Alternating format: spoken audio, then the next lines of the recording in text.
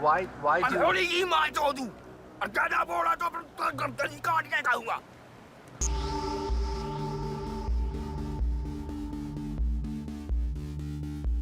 Hello and welcome back to the most amazing channel on the internet. I'm your host Rebecca Felgate, and I thought that you guys would like this video. It seems very on trend with what you like watching on this channel. We have the top 10 scariest cults you don't want to meet. Name me a cult that you do though, hey. Before we get started, it is customary for me to ask you a question, so do take this with a pinch of salt because cults can be pretty bad. But if you were gonna join a cult, what would it be about? The only cult I can see myself joining is like a cheese cult where we basically just eat cheese, you know? Maybe drink a bit of wine, but not like in a culty way. We'll just drink wine and eat cheese and it'll be nice. But maybe I don't need to join a cult for that. Let me know what yours would be in the comment section down below. Also, while you're down there, why don't you like this video? Give it a good old thumbs up, share it with a friend, join the cult of most amazing top 10 by subscribing, wait what? And stay tuned for the rest of the video. Coming in at number 10, we have the Nexiam. The Nexiam have been in the news a lot recently. I'm not totally sure if I'm pronouncing it right because it's spelled very strangely. The cult was allegedly an American marketing company that offered professional and personal development through a series of executive success programs. Now it turns out that it was basically a pyramid scheme, which, you know, kinda sucks, but beyond that, it seems that the Nexiam have been accused of housing a cult called DOS, or often called the Vow. This is a cult where women are branded and forced into sexual slavery, allegedly. Nexiam's leader, Keith Ryanair, is said to be the head of the cult too. Here's a snap of one of the so-called branding wounds. Now each stamp is said to contain Ryanair's initials. Dynasty actress Catherine Oxenberg claims that the group brainwashed her daughter, convincing her to send them nudes as collateral so that she's deterred from ever leaving. On top of that, it's said that members are said to provide secrets and bank details to stop them ever departing. It seems that in the DOS cult, members are forced to recruit more people, and if they don't, they're beaten with paddles. It is said that there is an Emmy award-winning actress high up in the group recruiting new members. Now this is all going on in Albany, New York, apparently. Actress Alison Mack of Smallville has pleaded guilty to racketeering charges brought against her for her involvement in the cult. She said, "I'm very sorry for those who I've hurt through my misguided adherence to Keith Ryanair's teachings." Okay, was anyone else sitting there listening to this thinking about the whole collateral thing and thinking it sounds similar to another popular American organization? Because hello, Church of Scientology at number 9. A lot of people consider the Church of Scientology to be a cult, and I mean...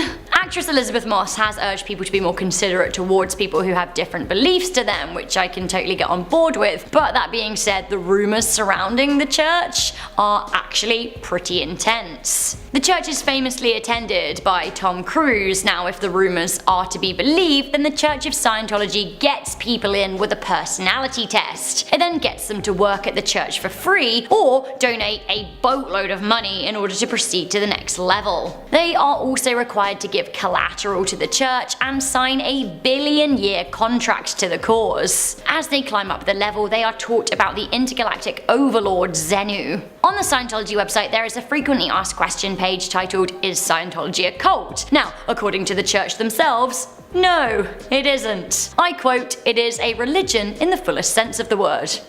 They would say that though, wouldn't they? Coming in at number 8, we have the cargo cult. The cargo cult story is basically a morality lesson for those thinking of abusing their powers over others. Stephen Tari gathered 6,000 disciples in Papua New Guinea's jungles and encouraged them to be part of his sect. He started wearing white robes to conduct his sermons and preached his own version of gospel, calling himself Black Jesus. His cult relocated to the jungle and lived a somewhat tribalistic existence with Tari at the helm. As well as indoctrinating people to believe he was a holy man, he also encouraged them to do his bidding. He would lead people to murder and eat others. On one occasion, he even slaughtered a virgin that he called his flower girl and encouraged his followers to drink her blood. One mother testified that she was made to drink her own daughter's blood. Now at one point, Tari was sent to jail for his crimes, but he managed to break free and back into the arms of his former cult. However, in 2013, he kinda got his just desserts. The cult went too far when they abducted and killed a 15-year-old schoolgirl from a nearby village. 80 men from her village then set upon Tari ahead of a big feast his cult followers had planned for him. Now he was pretty savagely hacked to death, but probably fair. Authorities in Papua New Guinea are worried that the cult still exists, with a new leader taking charge. Coming in at number 7, we have the Agori sect. Just when you thought you already had enough flesh-eating cults for one video, I am bringing in another, and they have a weird sex ritual thing going on too. Cults. So the Agori sect are involved in an ancient religion. They worship the Hindu goddess Shiva, or sometimes called Kali. Often this goddess is associated with death and destruction. A website I found about the sect told me that when Kali wants satisfaction, the usually celibate sect find a corpse to, you know, I don't need to say it, do I? This isn't the extent of their relations with the dead either. They will also eat their flesh from time to time. They also do believe in spiritual healing and transformative power, which is less threatening. I was almost in a bit of a, you know what, you do you kind of space, so long as they aren't hurting anyone, and the dead people they do, you know, get with are kind of like former cult members that would have consented to that. But anyway, do you know what? After watching a video of the Agori talking to a journalist, I thought, again, maybe this isn't okay. And when I say maybe, I absolutely don't want to tangle with them. So basically the journalist goes to meet them and he's given a crown of teeth to wear, which is one thing. Okay. Alright. Okay. Maybe I'll take this off right now and then... But then the journalist asks a fair question and the answer is very stressful. Have a listen. People on that side of the river are so afraid of the Agori.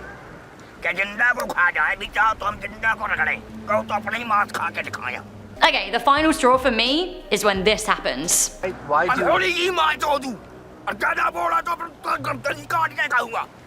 Rightio then. Coming in at number 6, we have the Superior Universal Alignment. Luckily this cult no longer exists, but historically speaking, you wouldn't have wanted to meet them. The SUA was a cult founded by a woman in her mid-70s, Valentina de Andrade. It seems that the cult were prevalent in the 90s in Argentina. Their satanic murder rituals kind of overshadow the group's intentions, but it seems that de Andrade believes that she received a message from aliens that God does not exist, and that actually Jesus himself was an alien who was tasked with bringing about the end of times. Those who purged evil would be saved. How would one go about purging evil? Well, according to the aliens and the SUA, it would be killing boys born after 1981. Before, fine. Afterwards, evil. First, she tried to convince people to give up their children so they could have a spot on her spaceship, but in the end, the cult leader straight up encouraged her followers to abduct boys for sacrifice. In Argentina, at least 19 boys were mutilated and murdered. 5 of them were never found and a bunch more escaped, but some of the escapees had already been castrated.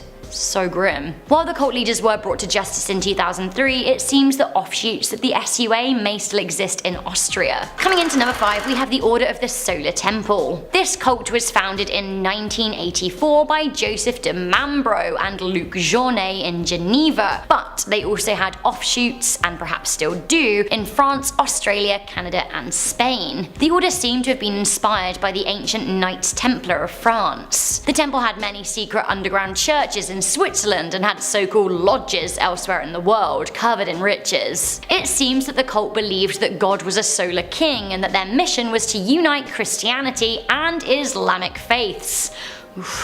In order to prepare for the second coming, the cult murdered a baby with a wooden stake at a lodge in Quebec. How to unite the people? Kill a baby. It's a kind of culty sense I've come to expect. Later they staged a reenacted Last Supper before killing dozens of people across the world, whilst other cult members committed mass suicides in response to, I quote, the hypocrisies and oppression of this world. 2 days before Christmas in 1995, 16 bodies were discovered in a star formation in the Vercors mountain of France. One of the dead included Olympian Edith Bonlieu. Now one of the leaders arrested was famous composer Michael Tabernick.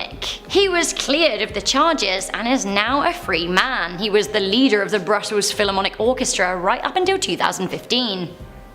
Coming into number 4, we have Happy Science. Wait, but the name sounds so friendly and fun, like I'm happy and I like science, maybe I found my people. Okay, don't joke about joining cults, Rebecca. People will take you seriously.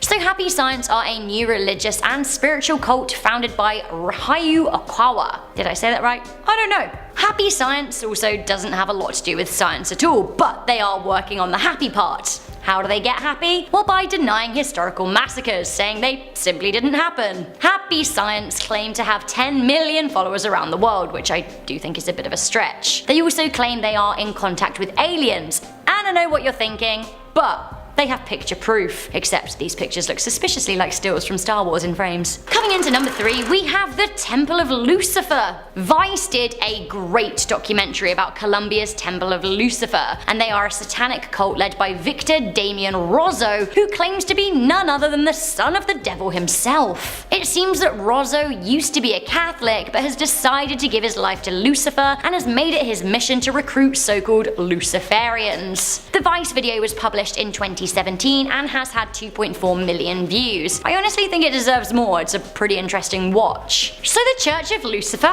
actually has some pretty sweet decor. It's very nouveau Satan. There's sultry red leather chairs, red curtains, a big black and red satanic pentacle on the floor, backlit upside down crosses, and an altar to the Dark Lord himself. Kinda made it sound a bit like I'm talking about Voldemort. I'm actually talking about SCP-1, the Red Devil himself, the creation of all evil. Rozzo has claimed that a lot of high-profile people, including celebrities, have secretly visited the temple. In the Vice documentary, it seems that locals are perturbed by the amount of animals ritually sacrificed by the group. Do you want a peep inside of the church? I think you do. Now his sermon is being led in Spanish, but let's have a look anyway. Reconoció, le dio los créditos a mi señor Lucifer. Él mismo admitió.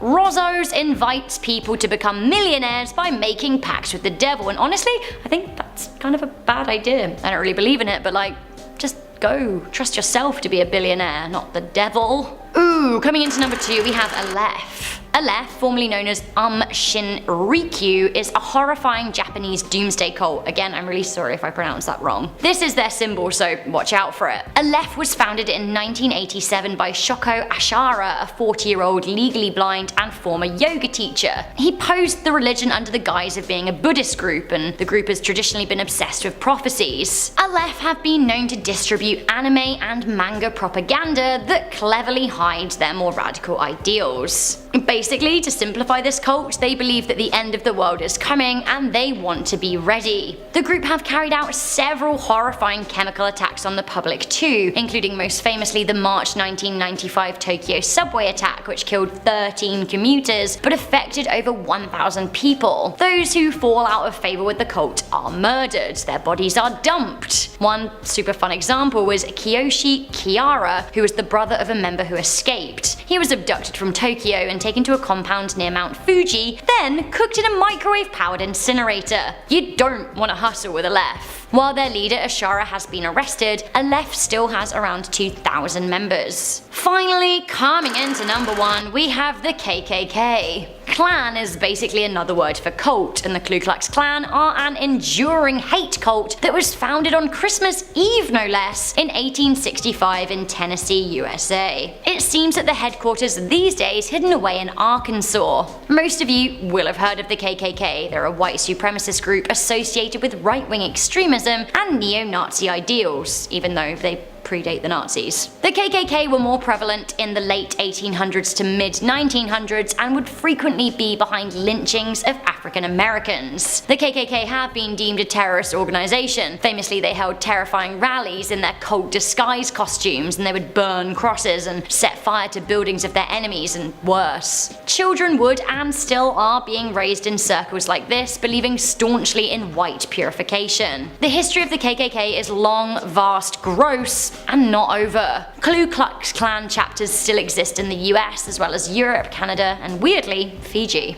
So guys, what a list! That was the top 10 scariest cults that you don't want to meet. Again, does anyone want to meet any cult, to be fair? Don't forget to let me know if you joined a cult, what kind of cult would it be? I'm just thinking like joke answers only to lighten the mood. Don't be like stepping to me with any satanic stuff, because I don't want to hear it. Cheese, cults only, and stuff. Ice cream. I could get on board with ice cream too. Good, I'm rambling again, so it's time for me to leave. I'm your host, Rebecca Felgate. If you like this video, make sure you give it a good thumbs up. Share with a friend, stay subscribed for more Most Amazing lists, and don't forget to check out our Most Amazing Instagram. The link is in the description. See you later. Bye!